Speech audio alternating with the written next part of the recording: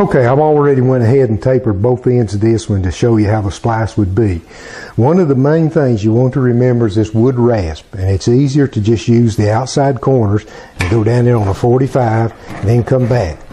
Now the reason for this, I went to the cable vulcanized shop and I asked the guys, familiar, sometimes you get a vulcanized cable in and right here on the ends it'll roll up a quarter, a half inch, but that's as far as it ever go. Sometimes it wouldn't move at all. And so I asked them, I said, how do you keep it from rolling back and how do you keep it from breaking? And they said, well, come in the shop and I'll show you. They taper this back with their knife and use a belt sander, and then they rasp it with some type of a rasp. And by doing that, you rough this up so that you get a bond from the outer jacket. And so this would be the mastic that sticks, but it will not bond if you don't get that good rough texture to it.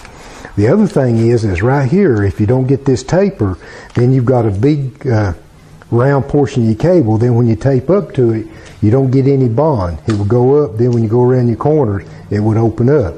And what happens, it invariably break right here. So be sure you clean it, use your sandpaper and your cleaner before you even start this. Then what you do is come back here, once you got your repair done, get about 1/4 of an inch up on your outer jacket, so that you want to leave this open for your bond. And then you put this in nice and tight all the way through.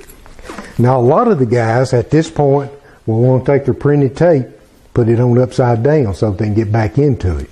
Well, that's a no-no. Remember the law, 75604.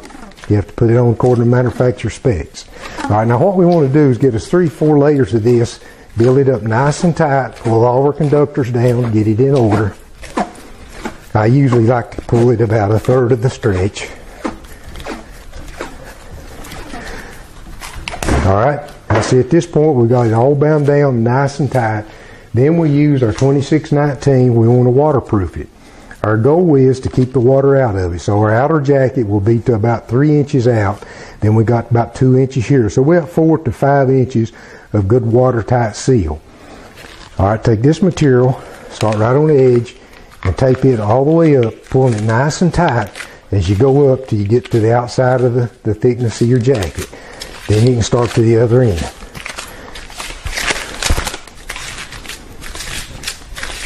High flap this thing all the way across, keeping it nice and snug. Now the watertight seal is on the bottom. As you come to this end, up your tapers, keep it real tight so that you get a good bond. Now the goal here is to build it up about the same size as the cable itself. So normally you can either pull it tight or leave it a little bit loose to get the thickness, the size you want in your outer jacket.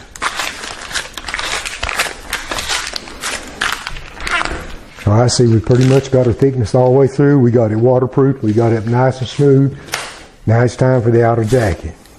So what you want to do, stretch it, break the modulus. Then you want to start at least the width of your tape out past it, out past your work area. Come up and tie that in. Alright, now see the new jackets are half laminated with the same material that's on the bottom side. So that gives you a guideline to go by. So as you wrap that thing, just go around, keep your groove right at the edge. Just barely covering it, or you don't even have to cover it actually. But it gives you a nice smooth texture.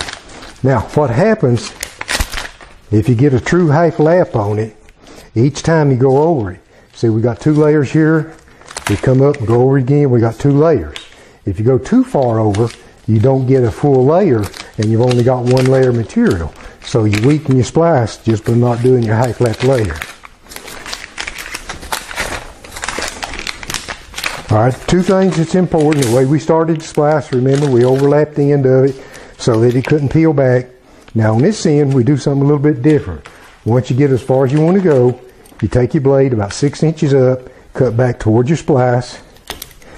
Alright, then break it off here, because the way this mastic is, if it touches where you don't want it to, it's hard to get. Alright, see now we're going to make it nice and square on this end. So as we pull this taper up, see how it lays down? Alright, once you do that, in order to finish it up, all you do is take a piece of your printed tape, right at the end, start right at the outside of your jacket, get your 4, 5, 6 layers, back up on it about the width of your tape, taper it back down the other end, go out till you're only one layer thick, and back up. And you would do both ends that way and see what a nice smooth taper you've got now all the way through. It's back like a splice. You don't have to worry about it failing.